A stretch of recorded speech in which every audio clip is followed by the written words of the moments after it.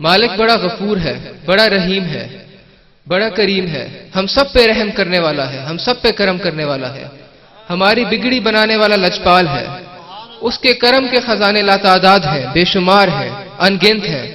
وہ اپنے بندوں سے کہتا ہے مجھ سے مانگو، میں عطا کرنے والا ہوں، میں درگزر کرنے والا ہوں، میں لجپال ہوں۔ اور میرا یہ ایمان اور یقین ہے کہ آج وہ ہم سب کو اپنے پیاروں کے دربار سے خالی ہاتھ نہ لوٹائے گا، کیونکہ ہم یہاں حاضر ہوئے ہیں صرف اپنے مالک کو راضی کرنے کے لیے، اپنے پیارے رسول صلی اللہ علیہ وسلم کا ذکر کرنے کے لیے۔ اللہ تعالیٰ اس نیک بابرکت محفل کے طفیل ہماری تمام جائز خواہشات کو قبول و منظور فرمائے اور ملک پاکستان کو سلامتی اور استحکام عطا فرمائے۔ حضرات،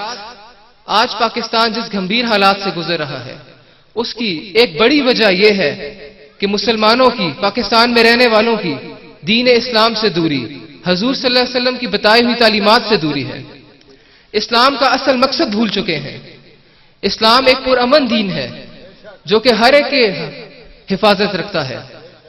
اور میرے بھائیوں، اگر آپ قرآن مجید فرقان حمید پڑھیں، آپ صحیح بخاری پڑھیں، آپ حضور صلی اللہ علیہ وسلم کی احادیث مبارک پڑھیں، قرآن شریف میں سورہ المائدہ پڑھیں، اس میں یہ وضاحت کی گئی ہے اگر کوئی انسان کسی دوسرے انسان کا قتل کرتا ہے، چاہے وہ انسان مسلمان ہو یا غیر مسلم ہو، تو گویا اس نے پوری انسانیت کا قتل کیا۔ اور مزید اس کی آگے آیہ مبارکہ میں وضاحت کی گئی ہے کہ ٹھیک اسی طرح اگر کوئی انسان کسی دوسرے انسان کو بچاتا ہے، چاہے وہ مسلمان ہو یا غیر مسلم ہو، تو گویا اس نے پوری انسانیت کو بچایا۔ تو میرے بھائیوں،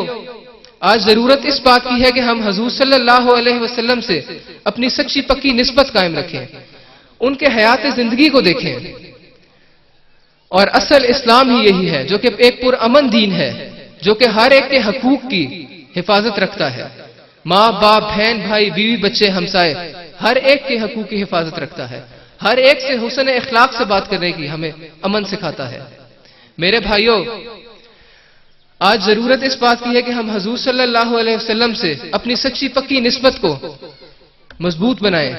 آپ صلی اللہ علیہ وسلم سے اپنی نسبت کو مضبوط بنائیں، کیونکہ آپ صلی اللہ علیہ وسلم ہمارے لیے روشن چراغ بنا کر بھیجے گئے ہیں، آپ صلی اللہ علیہ وسلم ہمارے لیے ہدایت بنا کر بھیجے گئے ہیں، اللہ کی طرف سے خوشخبری سنانے والا بنا کر بھیجے گئے ہیں، رحمت للعالمین بنا کر بھیجے گئے ہیں۔ وما ارسلناک الا رحمت للعالمین، بے شک آپ صلی اللہ علیہ وسلم تمام جہانوں کے لیے رحمت للعالمین ہیں۔ میرے بھائیوں،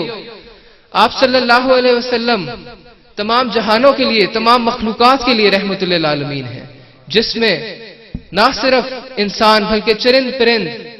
آسمان زمین، حتیٰ کہ پوری کائنات کی ہر چیز کے لیے رحمت بنا کر بھیجے گئے ہیں۔